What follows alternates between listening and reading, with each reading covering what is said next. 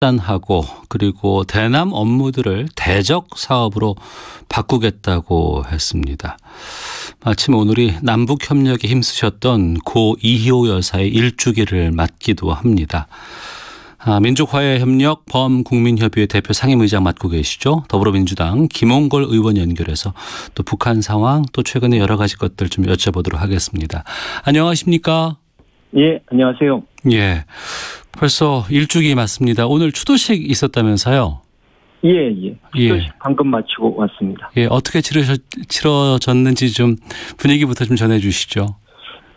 아무래도 좀 조용히 간소하게 치를 수밖에 없었습니다. 이번에 코로나 때문에 네. 과거에는 국립현충원 안에 있는 강당에서 좀 제대로 추도식을 할 수 있었는데 네.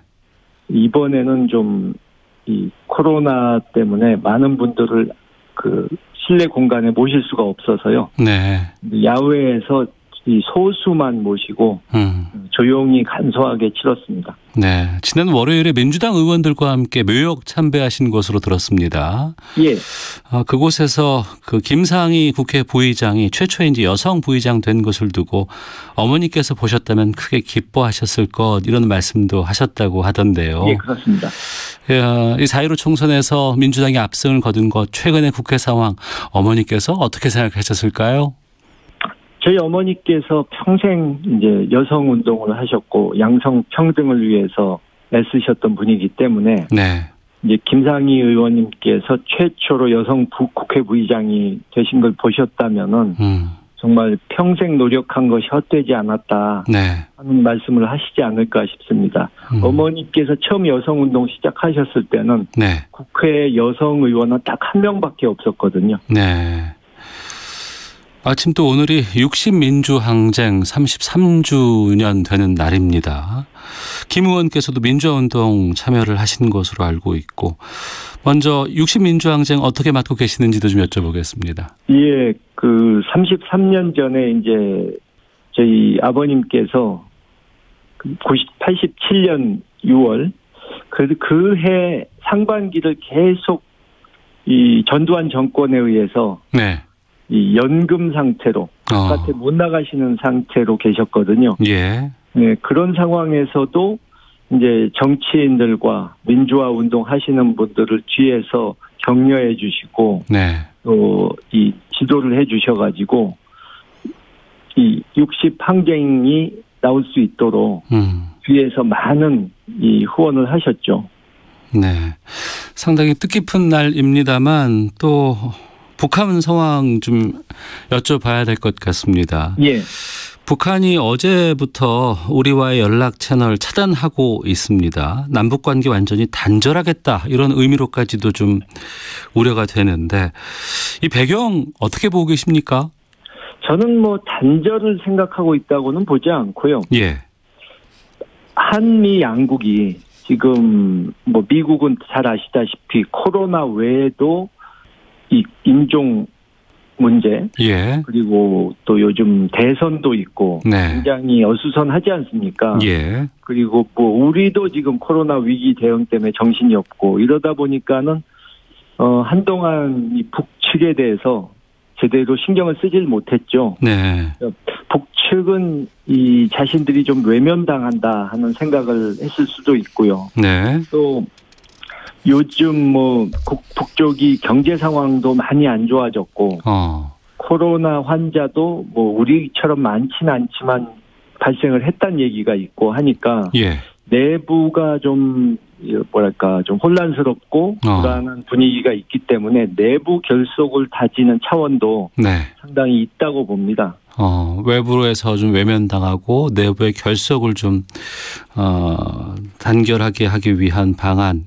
그러니까 내부적으로는 결속을 다지고 예. 외부에다가는 자신들의 존재감을 좀 과시하려는 그런 것도 있겠죠. 네, 표면적으로 문제를 삼은 건 대북 전단이었습니다. 예. 왜 이걸 문제 삼았다고 보세요? 뭐 대북 전단 하나 가지고 그런 것은 아니고요. 예. 또 김여정 부부장이라는 사실상 2인자가 대북 전단 한 가지 가지고 직접 나서진 않죠. 네.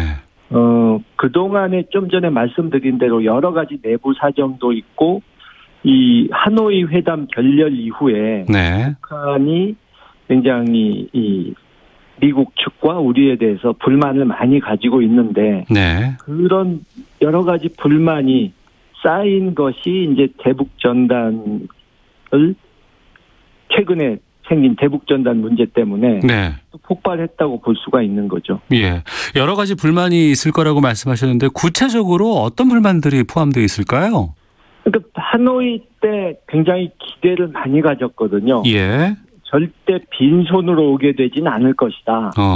뭐 최소한 회담만 하고 나면 제재가 30-40%는 풀릴 것이다. 네. 이렇게 자신했었는데 전혀 생각지 못한 결과가 나오고 또 그러면서 이 김정은 위원장이 장담했던 경제적 성과를 이룰 수가 없게 되니까 예. 굉장히 그런 면에서 불만이 큰 것이죠. 또 한국은 이 9.19 회담에서 네. 이제 처음으로 남북이 핵 문제에 대해서 구체적인 합의를 봤는데 네. 그것이 하노이 회담에서 트럼프 대통령 때문에 깨져버리니까 이제 그 합의를 주선했던 남쪽에 대해서도 이 불만이 쏟아지는 거죠. 네. 그 쏟아지는 불만에 대해서 우리 정부가 취하는 자세에 대해서 통합당에서는 북한이 너무 좀 저자세를 취하고 있다. 이게 더 문제다라고 하고 있습니다. 이 통합당의 입장은 어떻게 들으셨습니까? 뭐 우리 정부의 그동안의 최근 1년간의 대북 정책이 무조건 잘했다는 것은 아니지만 네. 저는 저자세라고는 생각하지 않습니다. 그리고 네. 통합당은 계속 정부가 저자세다 이 말만 할 줄 알지 네. 아무런 대안을 제시하지 못했거든요. 그런 것 때문에 지난번 선거에서도 그렇게 참패를 한 겁니다. 네. 그렇기 때문에 그분들 말은 또 앞뒤가 안 맞는 것이 북한이 뭐 항상 그러죠. 그분들은 뭐 깡패 국가다 또는 정상 국가가 아니다. 네. 이렇게 말을 하면서 북한이 험악하게 나오면 뭐 우리도 이 저자세로 가지 말고 강하게 나가야 한다 하는데 네. 그러면 북한에서 험악한 얘기를 한다고 우리도 말폭탄을 던지면서 싸우면은 네. 우리가 북한 수준으로 내려가라는 소리 아닙니까? 그것은 말이 안 되는 주장인 거죠. 예. 그리고 이번에 그 대남 사업에 대해서 이걸 대적 사업으로 바꾸겠다 이렇게 얘기도 했습니다. 그러니까 이 적으로 본다고 한다는 게 마치 군사적 행동을 고려한 조치가 아닐까 일부 전문가들은 이렇게 좀 분석하고 있던데요. 글쎄요, 저는 뭐 당장의 군사적 행동을 취할 수는 없다고 보고요. 네. 뭐 2017년에 계속 그 ICBM을 발사하면서 예. 그때 위기가 고조될 때 뭐 당장 전쟁이라도 날 것 같았는데 불과 한 달 만에 북측에서 올림픽 참가를 선언하면서 상황이 180도로 바뀌지 않았습니까? 예. 그렇기 때문에 남북 관계란 것은 그렇게 순식간에도 변할 수 있는 것이니까 네. 이 북측이 하는 말에 따라서 우리가 너무 일희일비할 필요가 없다. 네. 우리는 당당하게 우리의 원칙을 정해놓고 그것을 북한이든 미국이든 네. 우리는 이 원칙대로만 가겠다 하고 좀 단호하게 말할 필요가 있다. 그래야 이 국제사회로부터 한국이 네. 역시 이 한반도 문제에 있어서 당사자고 주도권을 쥐겠다는 의지가 강하구나 하는 인정을 받을 수 있다고 생각합니다. 네, 통일부가 남북 통신선은 소통을 위한 기본 수단이다. 이건 유지돼야 한다. 이런 입장을 밝히곤 있습니다. 남북 간의 연락 채널이 뭐 군에도 있고 남북 연락 사무소에도 있고 청와대 한라인도 있고 또 판문점에도 있는 것으로 알고 있는데 일정 정도 연결은 되어 있다고 보세요? 아니면 다 끊겼다고 보세요?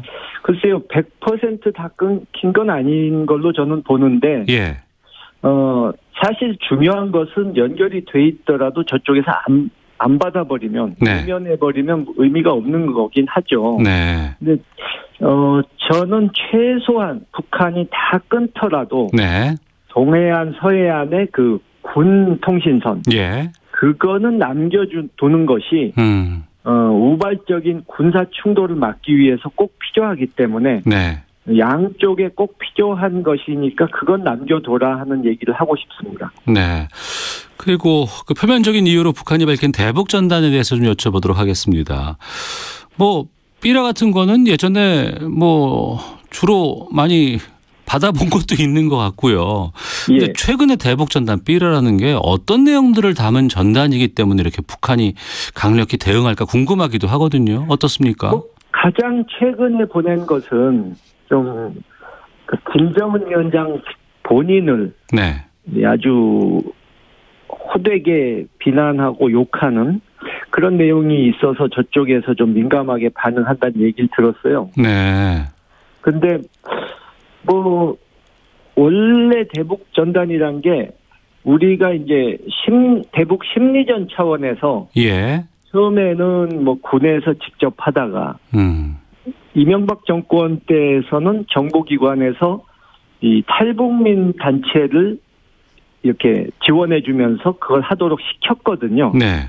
근데 나중에는 정부 측에서 이거 해봐야 별로 효과도 없다. 그런 식으로 이제 그만두려고 했는데, 탈북민 단체에서 그것을 이제 하면서 좀 맞들인 거죠, 한마디로. 이게 돈이 되는구나. 이거 하니까 우리들의 존재감을 과시할 수 있구나. 하는 생각이 들어서 그때부터는 통제가 안 되게 된 거죠. 그 대북 전단을 배포한다는 그 탈북민 단체 있지 않습니까? 그러니까 이걸 보내면은 이게 뭐 돈이 된다는 게 무슨 뜻인가요? 그것을 일종의 퍼포먼스로서 이벤트로서 해가지고 그걸 가지고 여기저기서 후원금을 받는다는 소리죠. 게다가 뭐 쌀도 보내고 뭐 북한 돈도 보낸다면서요? 뭐 달러를 보낸다는 얘기 들었고요. 뭐 쌀을 보낸다는 얘기는 들었는데 뭐 그게 뭐 가짜다, 썩은 쌀이다, 뭐 별 루머가 많지만 뭐 그건 확인은 안 된 거니까. 어쨌든 그걸 하는 의도가 저는 순수하지만은 않다고 보는 것이 이번에도 뭐 6.25 당일에 보내겠다. 하는데 그날 바람이 북에서 남쪽으로 불게 되면 그것은 예를 들어 파주에서 띄우면은 의정부나 일산에 떨어지거든요.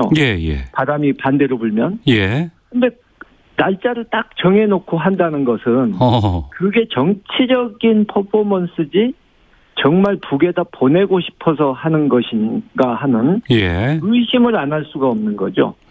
이번에 성모도 주민들과의 갈등도 최근에 크게 보도가 되기도 했습니다.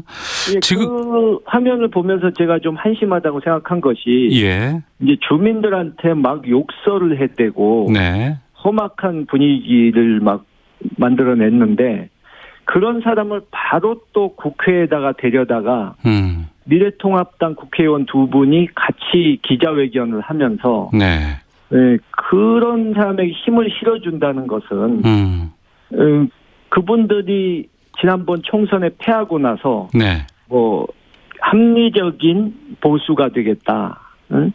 극우 세력에게 휘둘리지 않겠다. 이런 말이 과연 사실인지 의심하게 되는 겁니다.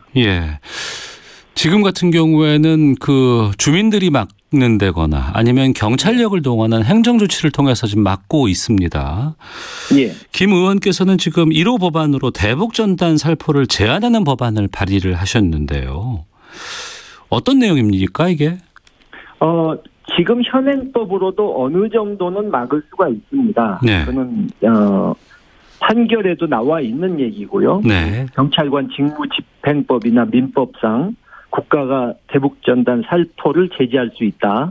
나왔지만 현행법상으로는 그 집행할 수 있는 범위나 기준이 확실치가 않기 때문에 이제 법에 근거해서 대북전단 그리고 거기에 같이 보내는 물품들이 다 통일부 장관의 승인을 받아야 한다. 남북교류협력법상으로 규제를 해야 된다. 이것이 이제 제 법안인 거죠. 통합당은 여기에 대해서 이게 김여정 하명법이다 이렇게 비판을 하고 있고 그 지성호 의원 탈북민 출신입니다. 북한 주민의 알 권리가 이게 인권 문제다 이렇게 응수를 하고 있는데요. 박근혜 정권 때도 통일부 장관이 이 전단 살포는 대북 정책에 조금도 도움이 되지 않는다. 네. 이런 얘기를 했었고요. 예. 그 후로 두세 번 법안이 나왔었는데 이 통합당 측의 비협조로 안 됐던 겁니다. 네. 새삼스러운 게 아니고요. 예.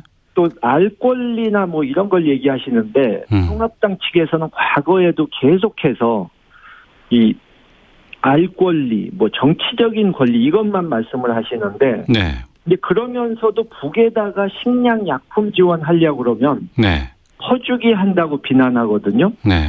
근데 세상에 어떤 권리보다도 앞서는 것이 생존권 아닙니까? 예. 그러니까 굶어 죽고 병들어 죽는 사람을 도와주는 것을 말리면서 대신에 알 권리와 정치적 권리만 찾아주자고 주장한다면 예. 그것은 좀 위선적이고 정치적 의도가 숨어 있다고 봐야죠. 예.